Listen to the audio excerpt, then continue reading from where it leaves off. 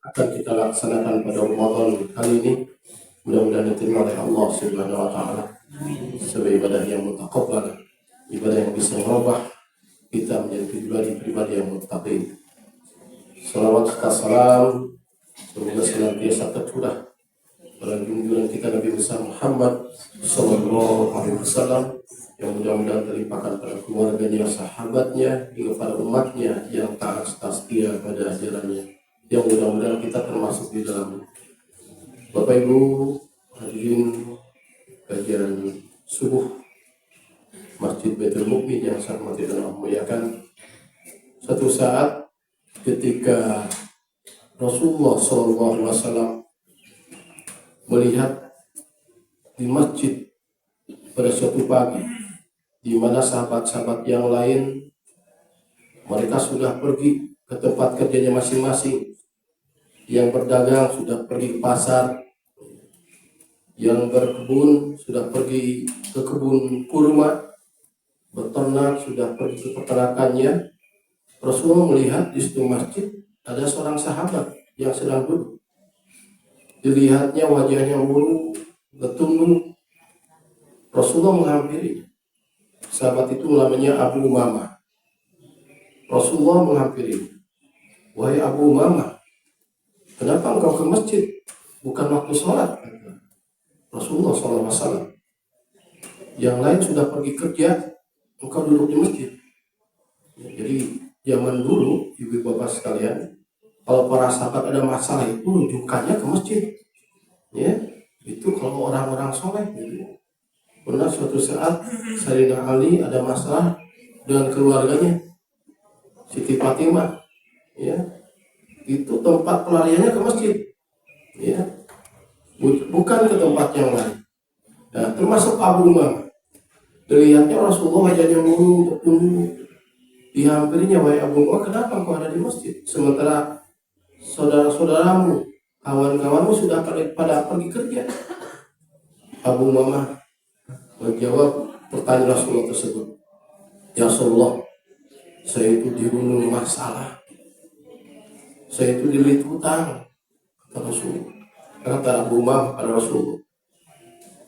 Lalu Rasulullah menjawab, wahai Abu Umamah, maukah aku ajarkan,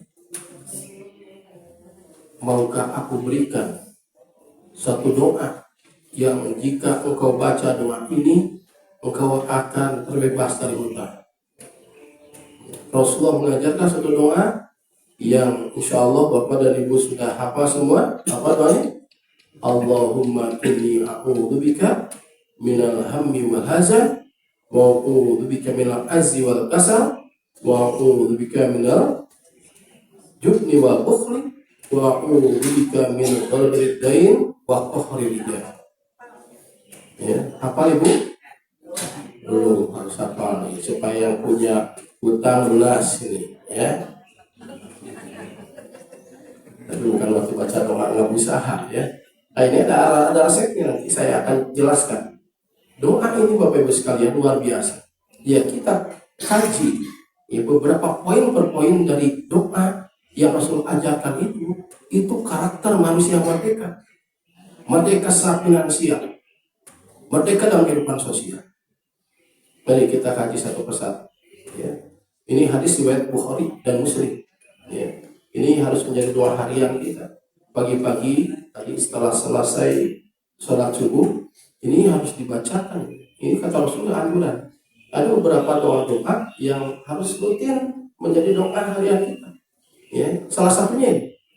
Ya, di samping al-pagi itu Rasulullah itu Allahumma inni as'aluka ilman nafi'an wa rizqan thayyiban wa amalan mutaqabbalan. Banyak. Allahumma inni a'udzubika min ilmin la yanfa' yang saya sudah ajarkan, ya. Wa min qalbi la yakhsha, wa min nafsin la tasba, wa min du'ain la yusma. Oh, banyak sekali. Ya, banyak. Ini doa-doa harian. Dan ini salah satu doa yang Rasulullah ajarkan kepada Abu Umamah supaya kelitan hutangnya lunas. Ya. Perhatikan Bapak Ibu sekalian, ini dalam hadis riwayat Bukhari dan Muslim, kita kaji satu poin per poin. Allahumma, ya Allah, inni a'udzubika, aku berlindung padamu minal hammi wal hazan. minal hammi wal hazan. Hammi itu adalah cemas, bingung. Ya. Kalau bahasa sekarang overthinking, gitu ya. Depresi, ya. Ham, wal hazan, sedih. Hari-hari nangis terus. Ya. Nggak ada semangat kerja. Nangis terus. Ya. Ini hazan. Dan ini sering terjadi pada seorang yang punya masalah psikologis. Ya. Terus berikutnya wa'udzubika minal azzi wal kasal, dan aku berlindung padamu dari sifat malas dan az itu lemah wal kasal dan malas. Wa'udzubika minal jubni wal bukhli, dan aku berlindung kepadamu dari sifat juben itu apa? Pengecut, lempar batu sembunyi tangan, ya, pengecut. Minal jubni wal bukhli, dan kikir. Nah, ada 6 poin. Allahumma inni a'udzubika minal, apa tadi itu? Hammi wal hazan. 2. Wa a'udzubika minal azzi wal kasal. 4. Wa a'udzubika minal jubni wal bukhli. Baru yang ketujuhnya itu yang sesuai permintaan Abu Umamah. Apa itu? Wa a'udzubika min ghalabati dain, dan aku berlindung kepadamu dari terbit hutang.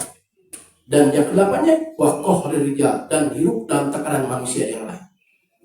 Perhatikan Bapak Ibu sekalian, Abu Umamah itu ada masalahnya masalah terbit hutang. Tapi dalam doa itu poin yang ke-7. Poin yang pertama dan ke-6 itu adalah poin-poin karakter-karakter sehingga manusia, seseorang bisa terbebas dari tekanan ekonomi. Kita bahas satu persatu. Yang pertama, permohonan perlindungan pada Allah itu Allahumma inni a'udzubika minal hammi wal hazan. Hammi itu cemas, wal hazan, dan sedih. Aspek pertama itu aspek psikologis. Orang yang punya kecemasan yang tinggi dan punya masa psikologis kesedihan terus, itu cenderung orang itu tidak akan bisa maksimal dalam hidupnya. Ini sebenarnya rahasia luar biasa. Karakter manusia yang merdeka adalah manusia yang terbebas dari penyakit psikologis, hazan, ya, cemas, depresi, ya, overthinking. Biasanya cemas itu adalah mengambil masalah yang akan datang, mengambil masa yang akan datang ke hari ini. Ya. Padahal masa yang akan datang belum tentu akan jadi seperti itu. Itu yang menjadi kecemasannya. Tahun depan, bulan depan, padahal hari ini seperti ini. Tahun depan, masalah tahun depan, kekhawatiran tahun depan, kekhawatiran bulan depan, kekhawatiran besok, ditarik hari ini. Itu cemas.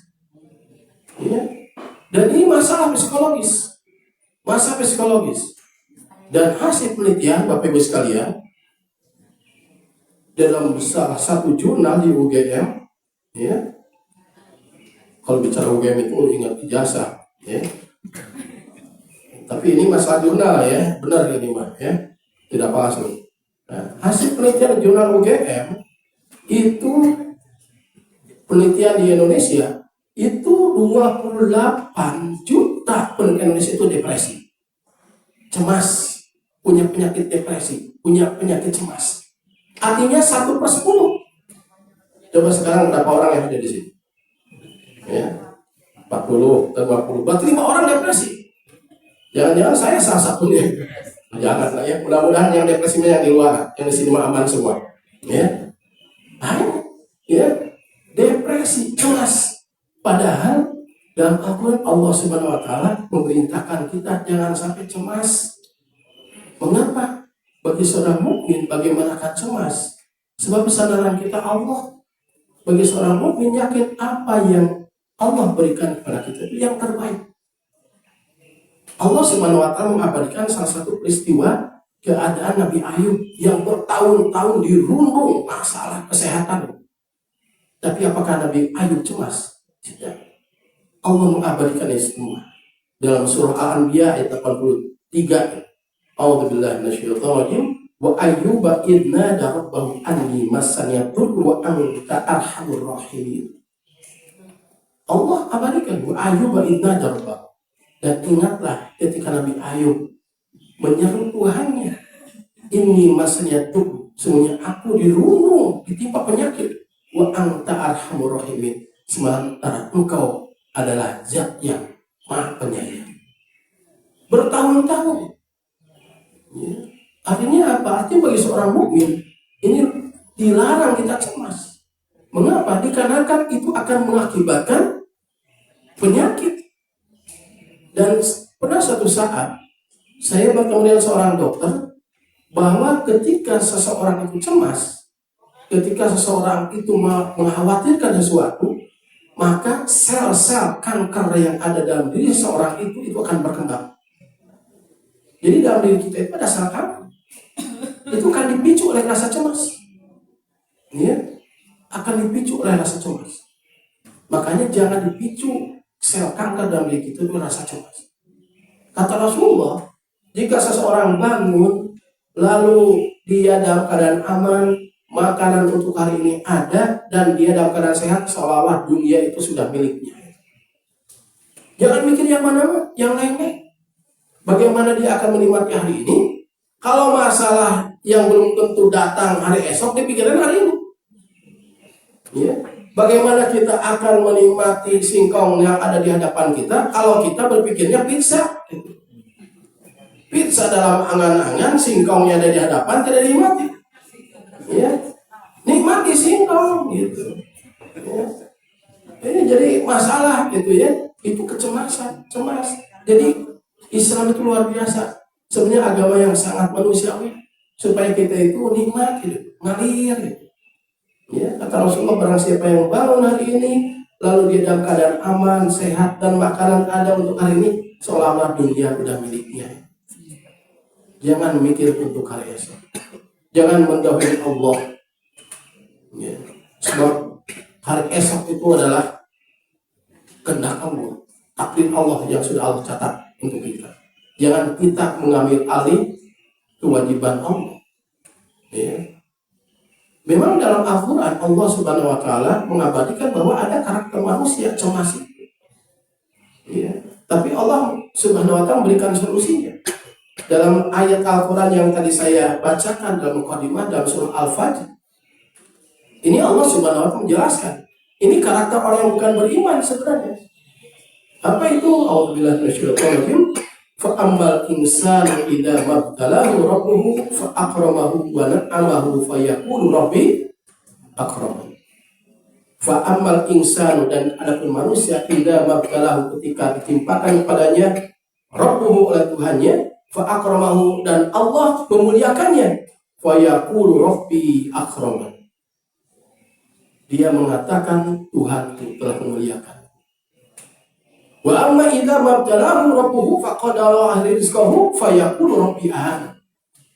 Adapun ketika Allah membatasi rezekinya, ditimpakan suatu keadaan di mana rezekinya dibatasi, fayaqulu rabbi ahan. Tuhanku telah menghinakan. Nah, ini karakter orang-orang yang bukan mukmin.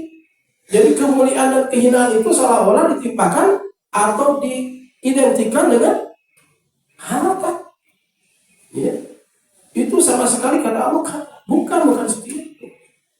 Ya. Dalam Al-Quran tidak ada kaitan kemuliaan dengan harta. Justru harta itu cenderung hina. Ya. Kesalahan kita itu, kesalahan manusia adalah ketika melihat kekayaan itu kemuliaan. Itu kesalahan fatal manusia. Coba lihat dalam Al-Quran, apakah ada kaitan kekayaan dunia itu dan kemuliaan? Tidak. Jadi kita jangan beranggapan ketika kita diberikan kekayaan, jabatan tinggi, kemudian semua Allah berpihak pada saya. Jangan sekali-kali seperti itu. Jangan sekali-kali seperti itu. Karena apa? Karena tidak ada kaitan harta, jabatan dengan kemuliaan di hadapan Allah Subhanahu Wa Taala. Ya. Dalam surah yang lain, ini kegelisahan manusia memang manusiawi, tapi ada solusinya juga. Dalam surah Al-Ma'arij, Allah Subhanahu Wa Taala berfirman, "A'udzubillahi minasyaitonir rajim, innal insana khuliqa halu'a." Sesungguhnya manusia diciptakan apa dan penuh kesah. Idza masau syarru jazua. Ketika Allah Subhanahu Wa Taala memberikan kesusahan, yang berkeluh kesah, cemas. Wa idza masau khairu manuna. Dan ketika ditimpakan kebaikan, kikirin. Ya, ini sifat-sifat orang yang bukan mukmin. Ya, ketika ditimpakan keburukan, gelisahnya bukan main, seolah-olah kiamat, seolah-olah dia sendiri dalam masalah itu. Tapi ketika Allah bukakan itu semua, diberikan kemudahan, kikir pada Allah, seolah-olah itu bukan peran Allah. Sholat pun asal zuhur kewajiban, ya. Berdoa pun tidak, seolah-olah sudah tercukupi hidupnya tanpa Allah, dan dia diberikan kemudahan tanpa Allah. Makanya itu karakter orang mukmin. Makanya oleh Allah karakter gelisah, keluh kesah itu oleh Allah tidak akan terjadi illal musallin, melainkan pada orang-orang yang sholat. Yang bagaimana sholatnya? Alladzina hum ala sholatihim daimun. Orang-orang yang mengekalkan sholat.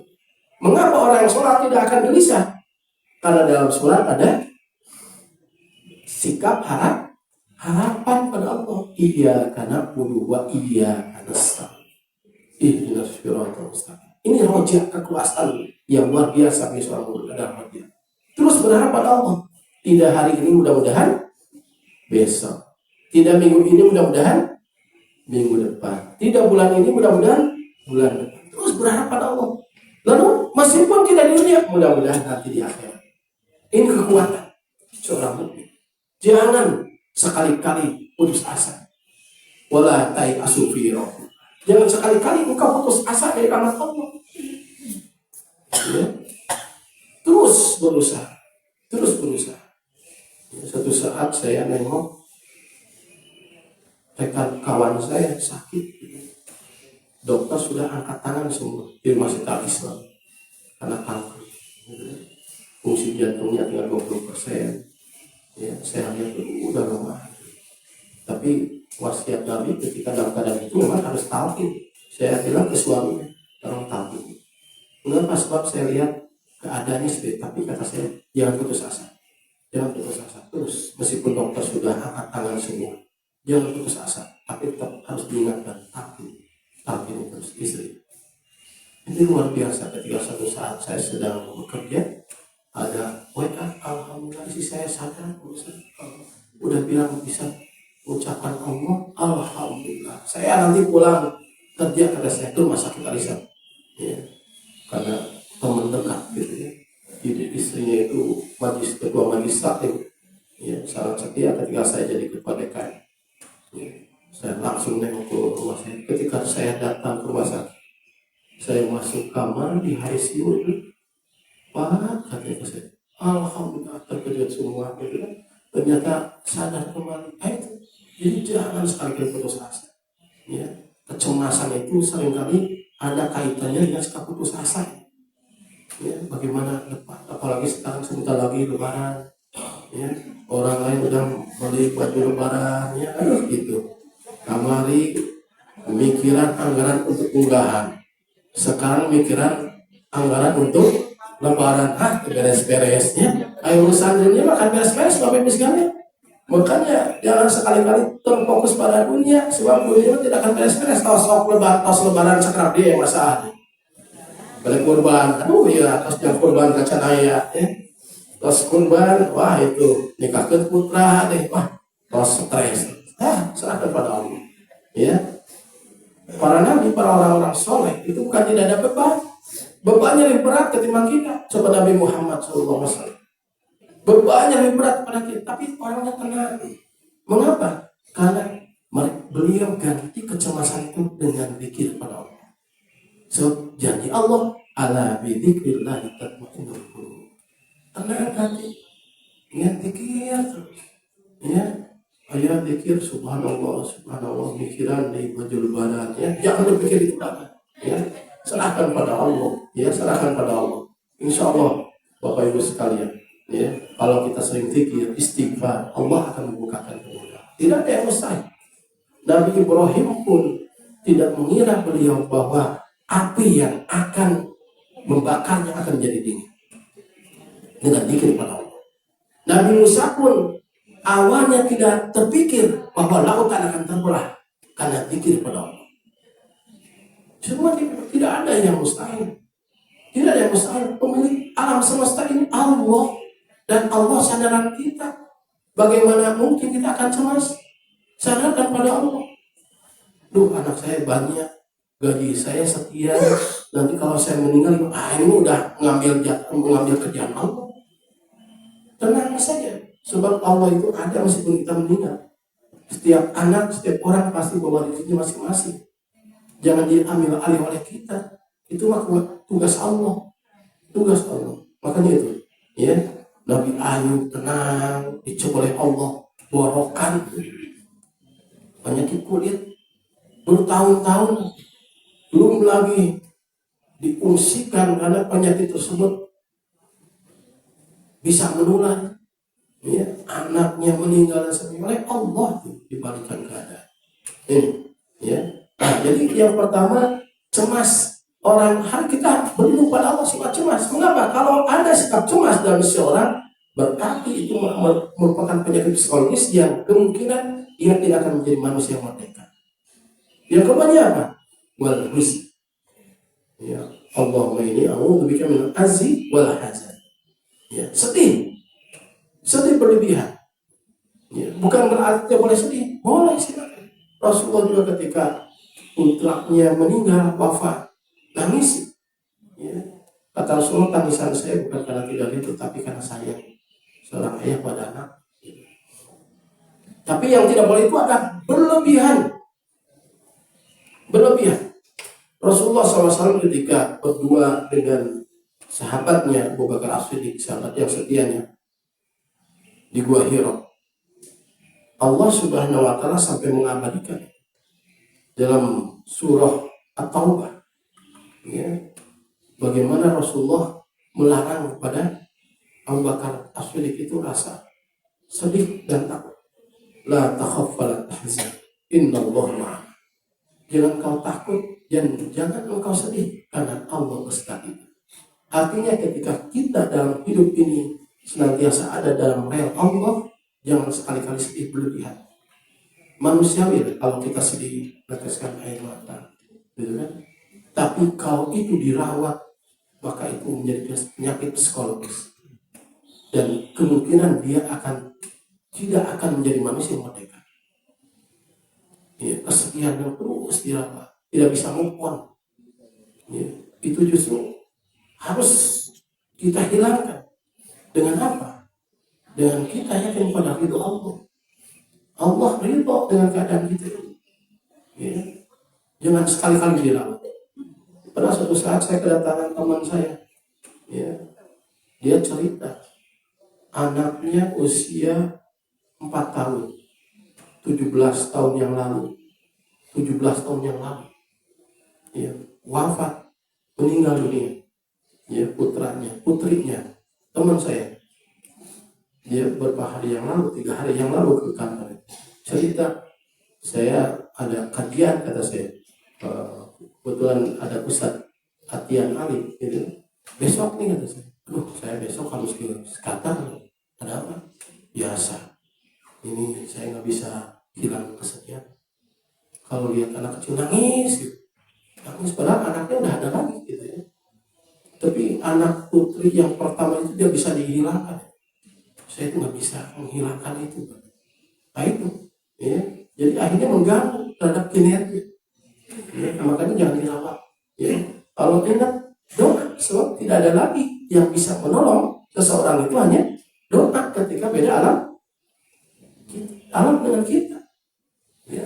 Kalau kita insya Allah soleh, anak kita, apalagi anak 4 tahun, ya itu mah belum kalah, ya, insya Allah akan menjadi pelayan sudah, akan ketemu lagi, Kita hanya beda alam saja.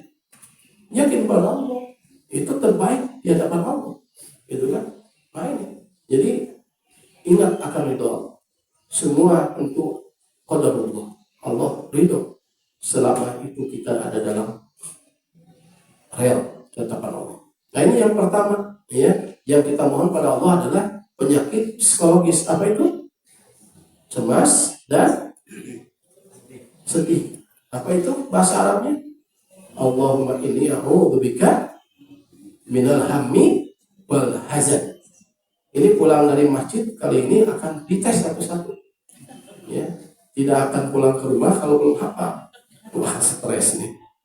Cemas lagi ya. Bahaya. Ya, harus biasakan menghafal sedikit-sedikit aja, ya. Allahumma inni a'udzubika minal hammi wal hazan. Jadi ibu-ibu, bapak-bapak sekalian, makin banyak kita referensi doa kita yang kita panjatkan kepada Allah, makin percaya diri dalam hidup. Makin percaya diri dan Allah makin senang ke kita.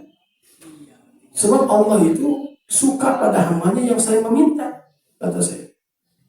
Justru Allah marah pada hambanya yang pelit. Tidak pernah meminta pada Allah, merasa dia cukup dengan diri. Ya, makin banyak sombong pada Allah. Terus referensi doa kita perbanyak.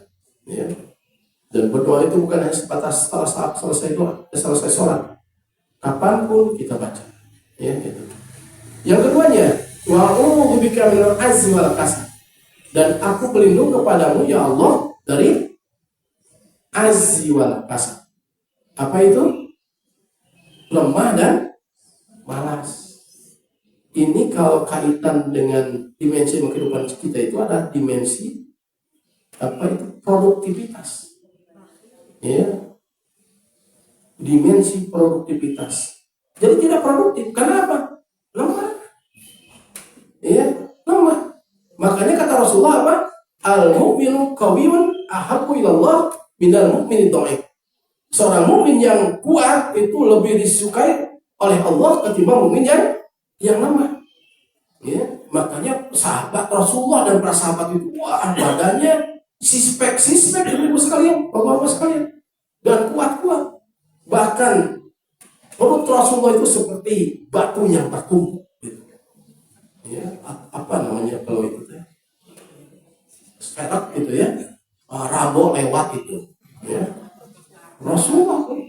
Jadi kalau Rasulullah panglima itu, kalau perang itu paling depan. Beda dengan Donald Trump sama Netanyahu, kabur kajian mabuk gitu.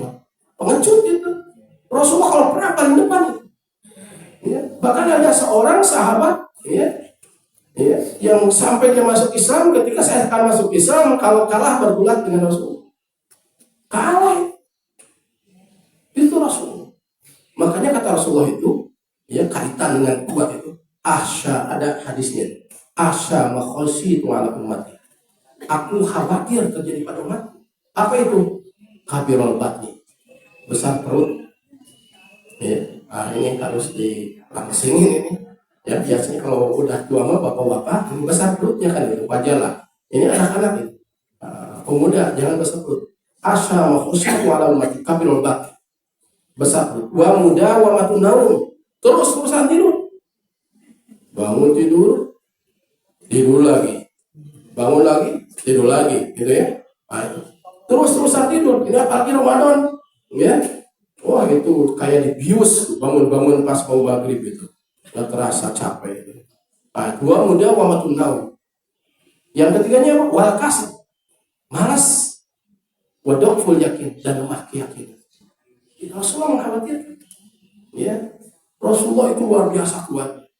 Ya, bahkan kakinya tuh keras.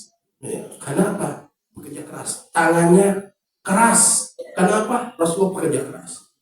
Sekarang ibu-ibu kalau salaman sama pejabat lembut kayak salaman sama perempuan. Kenapa? Masuk mobil sama asistennya, ya dibukain, ya seolah tangan itu tidak pernah itu menyentuh apapun, ya kecuali menyentuh uang mungkin, ya. Nah itu. Ya Allah sekali itu Rasulullah keras itu karena pekerja keras. Ini yang diwakilkan Rasulullah dan itu yang diminta kita pada Allah agar dilindungi dari sifat lemah, azab, wal kasal dan pemalas. Ya, pemalas. Ini dalam Al-Quran Allah Subhanahu Wa Taala dalam surah Al-Insyirah mengajarkan kita tidak boleh malas. Fa idza faragta fansab. Jika engkau telah menyelesaikan satu kerjaan, fangsor, maka susun kembali untuk kerjaan lain. Artinya apa? Terus tidak pernah berhenti. Ya, makanya orang tua dulu itu sehat-sehat. Ya, karena apa? Tidak pernah lepas bekerja. Ya, Suatu saat saya naik ke Gunung Padang di Cianjur. Aduh, itu kaki ya lutut, apalagi ya anak itu terjal itu. Aduh, capek kata saya. Tiba-tiba saya dilewati nenek-nenek bawa kayu bakar naik ke atas. Allahu Akbar kata saya. Malu saya. Itu orang tua dulu itu luar biasa, sehat-sehat. Kenapa? Tidak ada penyakit malas. Dan ini menjadi PR besar buat generasi saat ini yang ingin makan, tidak tahu proses. Meskipun saya tidak terlalu tua, dulu mah kalau mau makan ngaliwat lah, masak dulu. Ya, mau makan itu. Ya, meskipun saya di Bandung, tapi orang tua melarang saya di rumah. Bersatu dengan santri-santri orang tua saya bersatu dengan santri. Kalau makan itu bawa kasrol, ya, bawa kasrol, bawa nasi, ya, lauknya apa? Pedas biasa lah kan, ya. Ya, sebab daging akan mungkin bisa. Paling banter itu lauk kembung, gitu ya. Kalau ada uang itu lauk kembung, gitu ya. Terus apa itu untuk sayurnya? Saya ke kebun, metikin apa? Kangkung, ya. Beli ke warung sambal, nyamal, gitu kan? Nyamal dulu. Makanya untuk masalah memasak mah kalau dulu itu untuk sebagai indikator lulus santri itu kalau ngaliwat tidak ada keraknya itu, ya. Nah itu lulus itu santrinya gitu. Nah itu jadi dulu itu prosesnya kita lakukan. Sekarang itu kalau mau masak, mau makan, tinggal buka handphone, ya, GoFood, GoSend, macam-macam. Nah ini PR. Ya akhirnya mereka tidak kreatif.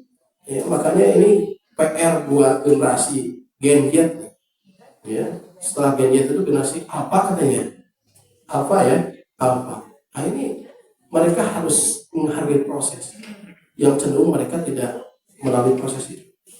Dulu saya masih ingat ketika saya di PGA SMA itu. Jadi kelas 3 itu praktek 1 tahun. Ya. Di SD. Itu untuk biaya praktek itu beli alat peraga, untuk alat evaluasi itu harus menyiapkan uang. Baru minta orang tua, apa itu? Jualan air, pakai roda itu, dorong sekian kilo itu, dapat untung 1 roda itu 1.000. Ya, saya target ini harus 10 roda nih, saya perlu uang 10.000 untuk beli alat peraga. Itu jualan dulu berapa jam dan berapa kilo itu. Ya, anak-anak sekarang mungkin nggak akan merasakan seperti itu. Ya. Nah, jadi proses itu untuk menghilangkan al-kasab. Ya. Faidah farokta falso. Jika engkau telah menyelesaikan suatu pekerjaan, maka insaf itu insya lagi, susun lagi untuk kerjaan berikutnya. Berikutnya, ya itu kaitan dengan dimensi produktivitas. Tadi yang pertama dimensi psikologis, yang keduanya dimensi produktivitas. Kita satukan Allahumma inni a'udzubika minal hammi wal hazan wa a'udzubika minal azzi wal kasal. Nah, berikutnya wa a'udzubika minal jubni wal bukhl. Dan aku berlindung padamu dari sifat jubn. Jubn itu pengecut. Dan ini salah satu sifat munafik dalam Al-Quran.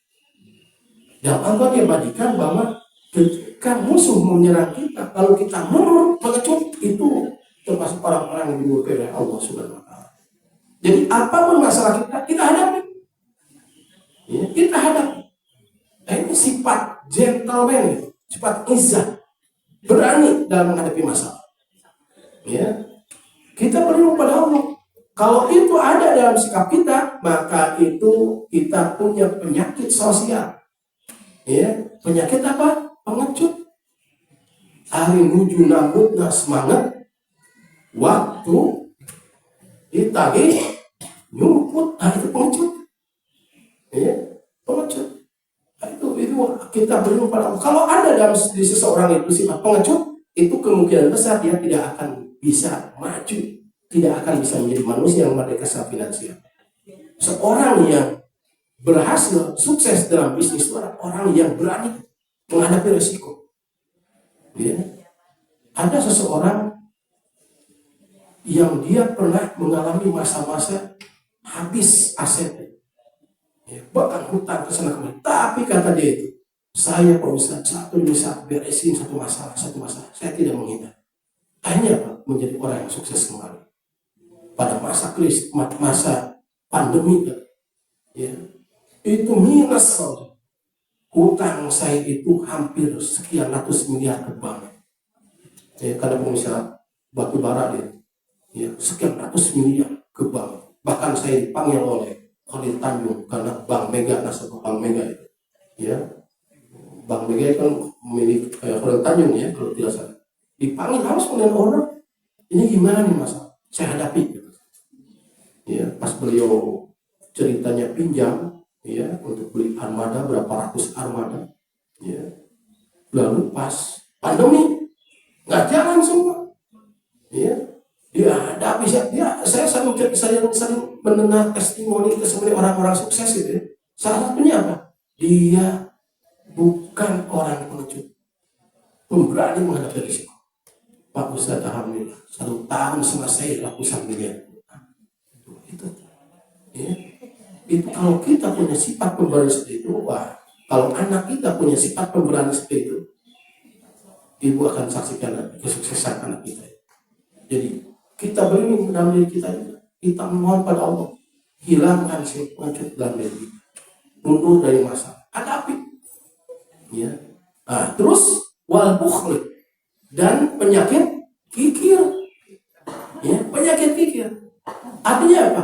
Pada saat-saat kita terjepit oleh hutang, maka jemput rezeki Allah itu dengan berbanyak sedekah.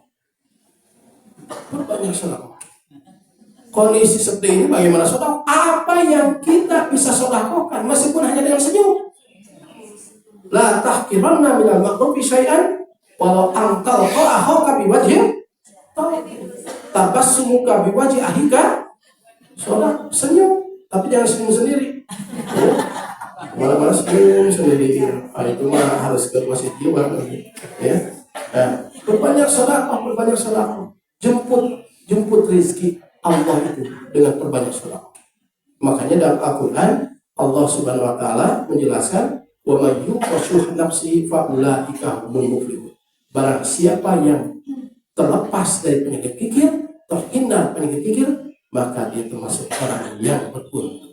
Mengapa? Karena bagi orang yang senantiasa sedekah, dia yakin apa yang dikeluarkan Allah akan ganti dengan ganti yang lebih besar. Bagi orang mukmin, bagi seorang yang tidak mukmin nggak percaya, malah percayanya berkurang aset kita. Ya, pada suatu saat ada seorang ibu, ya, ada masalah. Ya, masalah sesuatu lah, utang piutang.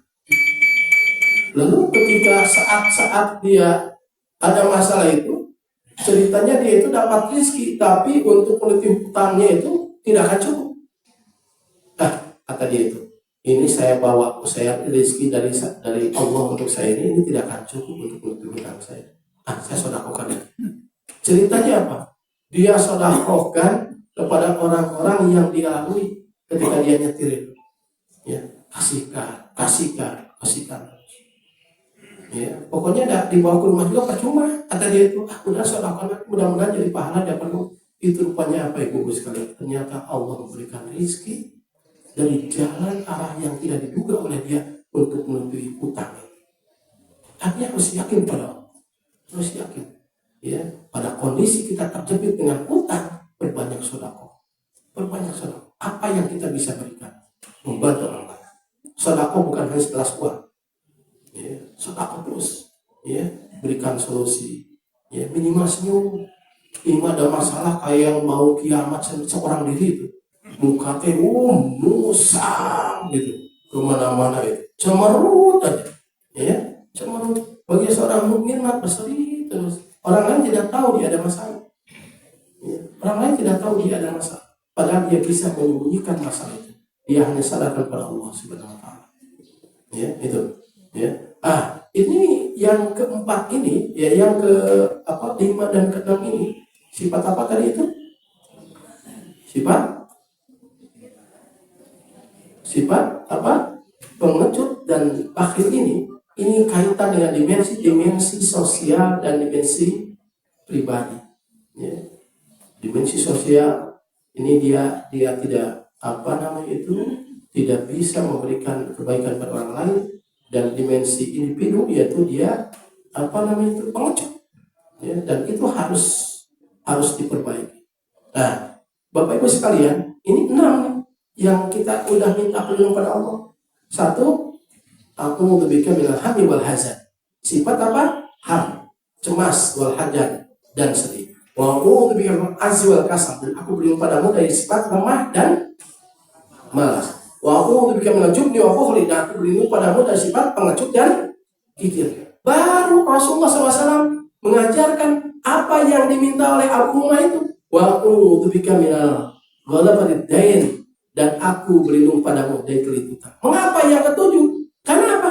Yang ke-6 ini kalau direalisasikan itu akan menjadi motivator buat kita menjadi pribadi-pribadi yang merdeka secara finansial. Dia rajin, ya. Dia tidak ada penyakit psikologis yang pertama. Dia rajin sedekah dan sebagainya. Allah akan berikan dia. Makanya ini resep. Ke-6 karakter ini kalau kita lihat dalam hadis itu merupakan karakter manusia merdeka. Niscaya yang ke-7 kata Rasulullah, wa a'udzu bika min ghalabatid dain. Rasulullah akan berjanji pada umatnya, saya jamin engkau akan bebas dari hutang. Ya. Jika ke-6 ini dilaksanakan, artinya doa itu bukannya permohonan. Apa yang kita ucapkan, kita laksanakan, Allah melindungi. Sehingga apa? Sehingga apa yang menjadi masalah Abu Umamah itu akan terlewati, akan diberikan solusi oleh Allah Subhanahu wa taala dari hutang. Dan yang ke-8-nya adalah wa a'udzubika min ghadabil wa qahrir rijal, dan jadi manusia yang tidak ada dalam tekanan orang lain. Nah, inilah hakikat manusia yang merdeka dari doa yang Rasulullah ajarkan kepada Abu Umamah. Ya, jadi Bapak Ibu sekalian, jika ini dilaksanakan karakter-karakter yang Allah melalui Rasulullah SAW ajarkan, insya Allah kita akan menjadi manusia yang bebas dari lintang hutang, merdeka dari finansial, dan merdeka dari ditindas atau ditekan oleh orang lain. Oke, bagaimana saya ada karyawan pasti ada tekanan orang? Tidak. Meskipun seorang karyawan yang akan diperhitungkan oleh bosnya. Ya. Saya ingat ada teman saya, dia bisanya masak. Ya. Dia diterima di Madinah, menangani 3 hotel di Madinah itu. Mungkin kalau ibu-ibu pernah umroh, itu mungkin boleh jadi salah satunya hotel yang di setnya teman saya. Ya. Dia itu bisanya masak. Ya, bisanya masak. Dia karyawan di hotel. Tapi dia itu, ini salah satunya itu karakternya bagus sekali. Ada itu semuanya. Itu suatu saat dia protes ke bosnya. Kerjaan saya capek, gaji hanya sekian, saya mau keluar. Ya. Ini salah satu karakter orang yang tidak ada dalam tekanan orang lain meskipun karyawan. Ya. Saya akan pulang ke Indonesia. Wah, gitu. Ketika dia udah janji mau pulang ke Indonesia, bahkan ada telepon saya. Oh Ustaz, nanti kalau ke hotel saya mungkin nggak ada saya, nanti bulan depan saya terhitungnya akhir bulan ini selesai. Kenapa? Saya mau keluar, capek katanya. Rupanya bosnya nelfon. Namanya Agus, orang Sukabumi. Ya. Wah, Pak Agus katanya, saya mau ketemu dulu sebelum Pak Agus pulang. Ya. Ketemu sama bosnya. Ya. Dia protes gaji kecil, kerjaan 3 hotel saya tangani semua. Akhirnya ketemu sama bosnya.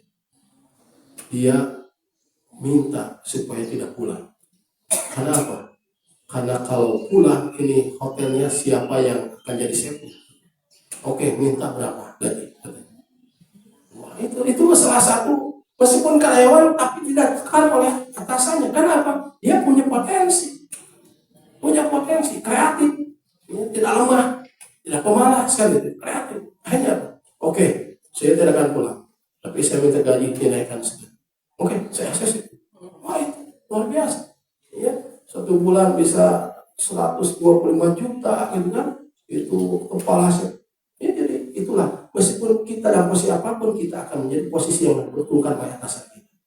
Ya, kita tidak akan ditekan oleh atasan kita. Jika kita punya 6 karakter yang Rasulullah SAW ajarkan dalam hadis, dalam berupa doa yang harus kita rutinkan baca setiap pagi dan petang. Itulah Bapak Ibu sekalian, ya, tema kali ini mungkin tentang manusia merdeka. Mari kita sama-sama pada bulan Ramadan ini, apalagi kita laksanakan karakter-karakter yang oleh Rasulullah SAW ajarkan ke Abu Muhammad, yang pada hakikatnya untuk kita, bukan hanya Abu Muhammad saja, supaya kita ingin mewujudkan manusia merdeka dalam kehidupan sosial, dalam finansial. Mari kita laksanakan 6 karakter yang Rasulullah ajarkan kepada kita semua. Itu saja Bapak Ibu sekalian yang bisa saya sampaikan. Mohon maaf jika ada perkataan yang kurang berkenan. Mari kita sama-sama memohon kepada Allah Subhanahu wa taala, semoga Allah Subhanahu wa taala memberikan keistiqomahan kepada kita sekalian, sehingga kita bisa melewati bulan Ramadan ini dalam keadaan yang maksimal dalam ibadah kita, maupun apakah itu kualitas maupun kuantitasnya, kepada Allah Subhanahu wa taala, dan melakukan kebaikan pada bulan Ramadan. Allahumma salimna bi Ramadana wa salim Ramadana lana wa salim lana wa taqabbal. Rabbana la tu'akhidna in nasina aw akhtana. Rabbana wa la tahmil 'alaina isran kama hamaltahu 'alal ladzina min qablina. Rabbana wa la tuhammilna ma la taqata lana bih. Wa'fu 'anna waghfir lana warhamna anta maulana fansurna 'alal qawmil kafirin. Allahumma ighfir lana wa liwalidayna warhamhum kama rabbawna shighara. Rabbana hab lana min azwajina wa dhurriyyatina qurrata a'yun waj'alna lil muttaqina imama. Allahumma inna na'udzu bika minal hammi wal hazan wa a'udzu bika minal 'azzi wal kasal wa a'udzu bika minal jubni wal bukhl wa a'udzu bika min ghalabati ad-dayn wa qahri ar-rijal. Rabbana atina fid dunya hasanah wa fil akhirati hasanah wa qina adzaban nar wa adkhilna al-jannata ma'al abrar ya aziz ya ghaffar ya rabbal alamin. Alhamdulillahirabbil alamin. Billahi fi sabilillah. Wassalamualaikum warahmatullahi wabarakatuh.